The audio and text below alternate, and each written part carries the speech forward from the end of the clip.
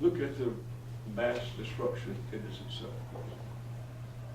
So evil must be resisted, even though in the end, in this worldly terms, it will not be conquered.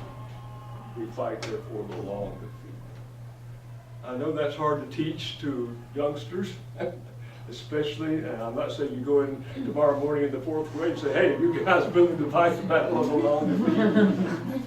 But at some point, that is we're told in the crucial Christian gospel message, to fight the long defeat without adopting the means and methods of evil. Tolkien, as a student at King Edward's School, fell deeply in love with a woman named Edith Bratt, B-R-A-T-T. She, 21, and he, 18.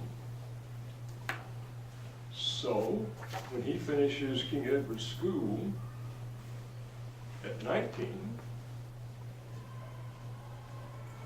and therefore is on his own for the first time, she, by this time, of course, is 22, and they want desperately to get married. Father Morgan does something that most of us would find unforgivable, but let's give him slack. He made them sign an oath. They would not only not see each other for 3 years, when Tolkien gained his majority. So he was 18 and she was 21, till he became 21. They would not only not see each other, but have no communication of any kind. Phone, letter, whatsoever. None. None. He was assured, of course, that would break it up, that would end it. Now, again, why I'd like for us to be patient with Tolkien, he knew he had a genius on his hands. He was given this huge legacy, as it were, not to squander, not to let this boy simply get married, be having children, good life, etc. He was meant to be a major figure. He's a genius. But that will end it. He will go off to Oxford and he'll have his career and so forth. Well, Tolkien does go off to Oxford at age 19. But on the day he turns 21, he sits down and writes Edith Bratt a letter and says, when are we ready to restore our engagement? In the meantime, she's been engaged to someone else. She's not at all sure, after this 3-year hiatus, they can renew their relation. He says, give me a chance.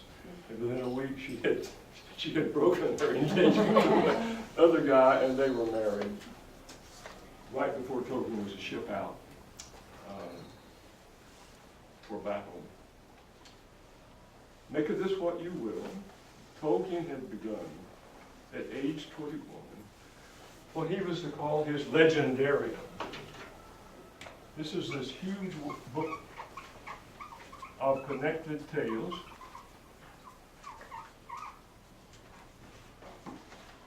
that was his attempt to retell the entire cosmic story afresh and anew. How's that for an ambition?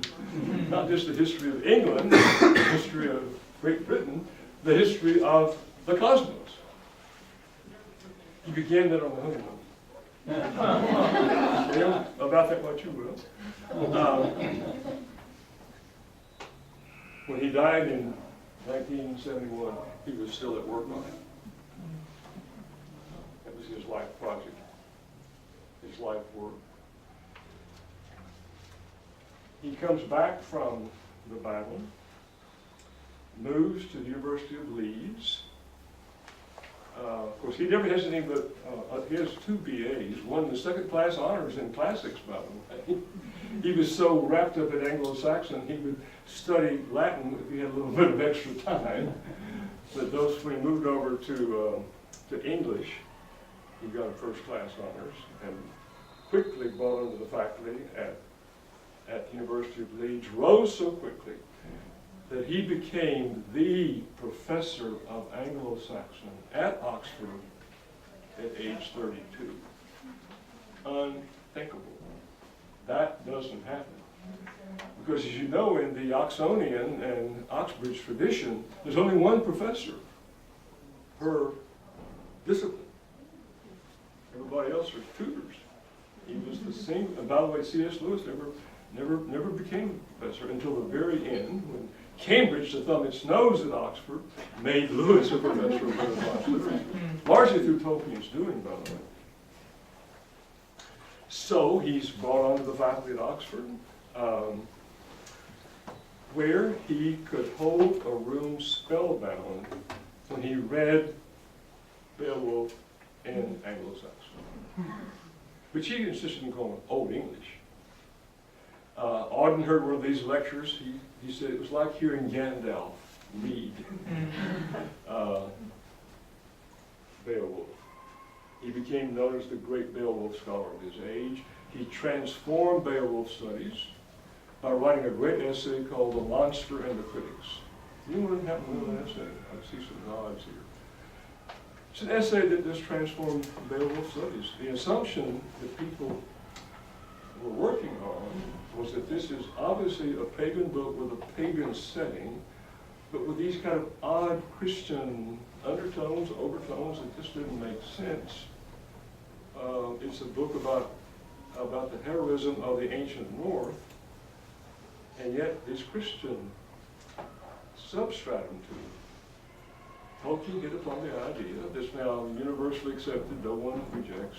This is a book written by Christian monks wanting to honor the pagan tradition of the ancient North, rather than trying to defeat it, refute it, overcome it. He felt, this is important for the Great Heart's operation, that Christians should obey the famous command of Augustine in the City of God, take the spoils of the Egyptians. Take the spoils of the Egyptians.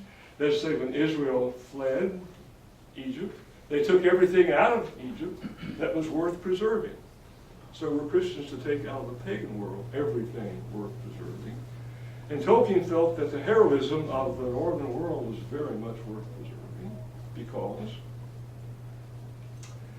it was about friendship, about the willingness to die in behalf of one's closest companions, above all one's chieftain, without any hope of eternal reward. Now, they believed in Valhalla, of course. But Valhalla was just an extension of the worldly life they lived. They fought all day and made love all night, and that was what was Valhalla. And then Valhalla would end at Ragnarok, the great battle where the gods will destroy themselves, and all will return to black night from which all things came. Tolkien saw that as a kind of forecast of modern nihilism. And the fact that these people lived in the face of that kind of hopelessness in any post-earthly sense was noble. I like to quote a passage from the Venerable Bede in his history of the ecclesiastical history of the English people, where he talks about meeting with a Saxon convert to Christianity, and he asks, what was life like under the Saxon, pagan, northern, Germanic life? Use those words, those are mine. He said the Anglo-Saxon chieftain who was converted said it was like, you know this story, it's a great story. It was like the flight of a sparrow into one end of a lighted meat hall and out the other. That marvelous. The meat hall lighted, warm, festive, delightful, but from sheer nothingness, brief moment of momentary happiness back into nothingness. That was what it was like to be a pagan. Lewis and Tolkien and Chesterton believed it really important for Christians to preserve pagan things, insofar as they can be retrieved in a way that's, I mean, many pagan things were evil. I mean, the Aztecs practiced child sacrifice. You don't adopt all things ancient just because they were noble civilizations.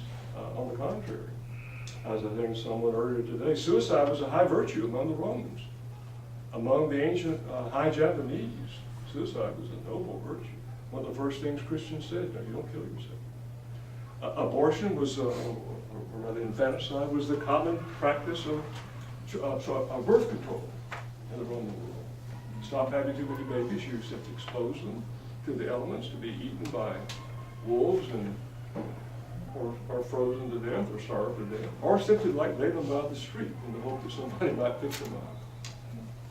By the time of 90 AD, the Didache, the first post-canonical book written by Christians, anonymous, Christians are defined as those who don't kill their babies. That astonished the Romans. It's what we do, that's who we are. And the Christians said, no, that's not who we are. We don't do that. Likewise, it would not expose the elderly simply to being shutted off to the side and let to die quickly. Began to treat the elderly so well that Julian the Apostate, the great Roman emperor, said the Christians treat us better than we treat ourselves. So you can see the kind of transformative effect that the partial adoption of things pagan, but also the radical critique of other things pagan, the Christians began to make. Tolkien is doing quite well at Oxford. He was a terrible lecturer, a popular reader. You can get on YouTube. Have you ever heard Tolkien on YouTube? You remember what it was like? You can't understand anything he's saying. You remember what he said? You can't understand anything. Yeah. It's unbelievable. So if you didn't sit on the front row, you didn't have a hope of understanding a thing he said. Lewis packed every lecture hall at Oxford. Tolkien had no student following. He was a dreadful lecturer. Didn't bother him at all, of course. He had more important things to do than entertain the students. He was working on his scholarship, but he was also working on his legendary, the thing he did from his 21st year until his last year. But always at Christmas he wrote his children a story. You'll see in a minute, also illustrated. And he hit upon the idea of writing his children a book. You all know the title of that book? The Hobbit, yeah. Just as a kind of work. But this time his eldest son, Christopher, was already off in the British Navy, and he wanted to write it for his oldest son, but all the way down to young Priscilla, his young daughter, a children's story that would be entertaining, delightful. Does anyone know the subtitle to The Hobbit? There and back again. There and Back Again. And when I teach The Hobbit, I point out that what he does there is to make what was going to become a fundamental distinction from his whole world. Did I mark with the wrong? That is to say, there and back again is what he calls an adventure. Bilbo is bored. He has nothing exciting to do. The dwarves, elves come along and say, help us recover this gold stolen by the dragon Smaug. And Bilbo says, I have nothing better to do. Sure, I'll go along with you. Now, it turns out to be more complicated than that, but the idea is that with an adventure, you set out to do something that's going to be enlivening and entertaining, but come right back where you started, to come home again. At Baylor, we call it striking out for the left coast. Arizona is not quite qualified, though Las Vegas up the road is near. And California is what we call the left coast. And George Will said this country got tilted on its side at one point, and all that wasn't nailed down slid into California. So you get entertained, you have a good time, but you don't come back transformed. You don't come back radically changed. And so by the time he writes The Lord of the Rings, he's done with the adventure. what does Bilbo lead Frodo to undertake that is not an adventure, but for Tolkien, it's antonym. You know, young lady in the back who's so attentive? What's the opposite of adventure for Tolkien? What Frodo and the company of 9 go out on? A quest? Give her A+. You know? Are you a teacher? Yes, I am. You're a young teacher. Thank you. Yeah, good. They go out on a quest. Remember, Frodo says over again, I don't want to go. I'm happy in Hobbiton, in the Shire. Have a good life here. He is the noblest hobbit of the Shire. He's been well formed morally by his teaching under Bilbo, so he's got a great arts education, but he doesn't want to go. He doesn't want to risk the destruction of the One Ring with the likelihood of not surviving. He says over here, why was I chosen? Why was I chosen? And Gandalf says, it is not for you to ask. The fact is, you have been chosen, and therefore you must undertake the quest. The quest, far from describing, you see what a terrible illustrator I am, a circle, starts here. It aims, of course, as education at Great Hearts does here. And for Tolkien, this, of course, is the trajectory of human life. Remember, they get lost from the very beginning, just trying to get to Bree Inn, to the land of Bree. They get out of it, make some progress forward, often regressing, but just barely making progress, often with reversals, often with huge gains when Gandalf defeats the Balrog here, a major moment, and gradually here, there. And of course, they're aiming there, but they don't get there. The Lord brings. They don't get there. They don't. But there's a great section in Book 2. Again, I apologize for not bringing that text, where Sam and Frodo reflect on stories. And verse, do you remember this passage? As the Anglican say, read, mark, learn, and inwardly digest that passage. Where, by the way, Sam undergoes the greatest moral growth in the book. He's the secret hero of the book. He starts out as an illiterate peasant, and he winds up being the mayor of Hobbiton. Sam says, I wonder what kind of story we have fallen into. Notice, not what kind of story we chose, what kind we have fallen into.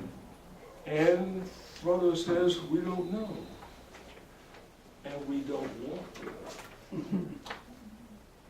Because, can you see, if you knew in advance where your life was going to wind up, wonderfully successful, the complacency that would set in. Or if we all knew that our lives are headed for disaster, or horrible despair that would induce. In teaching the deadly vices, of course, the deadliest is pride. The assurance we're going to be successful. And in the ranking of the vices in the ancient world, the second most deadly vice was sloth, despair, hopelessness. They're the twin evils on either end of the spectrum. We don't want to know. However, we do know the stories we've been told. We know the stories which last. We know the stories that we hope will be told about us. He says something really remarkable. He says what matters about our lives is not whether we wind up achieving what will be achieved only, as Tolkien puts it well, beyond the walls of the world. Beyond the walls of the world. But whether we played our minuscule role in the great cosmic clock. Did we forward the cosmic drama a micromillimeter? or did we make it regress? Tolkien, our lives have worth to the extent that we play that role. Not the assurance things are going to turn out well. We're going to all die. But with the assurance we played our little role on the quest to which we've been called. Let me stop there and let you ask some questions. Let me say one more thing, sorry. I wish my wife were not here in some sense. She says I've never given a speech that was too short. The Hobbit became an incident of the Tolkien kids passed their book around, the manuscript the father given them to their friends. They all liked it. And one of them was the son of Rainer Unwin, a major publisher. And he gave it, one of Tolkien's children's friends, gave it to Unwin's son. And Unwin said, okay, if he likes it, my son likes it, we'll consider publishing it. Well, the son fell in love with it. He liked it. It was published in 1939 to huge acclaim. No one thought this new children's book would win any kind of acclaim. It became a bestseller, favorite children's book. So Rainer Unwin leaves his London office, comes up to Oxford and says, Tolkien, we have struck gold in your work. We want a sequel. We want now a kind of successor fantasy to The Hobbit. Give it to us. Tolkien said, there's no problem. It's right upstairs. Let me go get it. And he rushed upstairs. By the way, Tolkien taught all of the successive drafts, two-fingered, on a typewriter, sitting in the middle of his bed with his legs crossed. All his notes spread around. We all have these fancy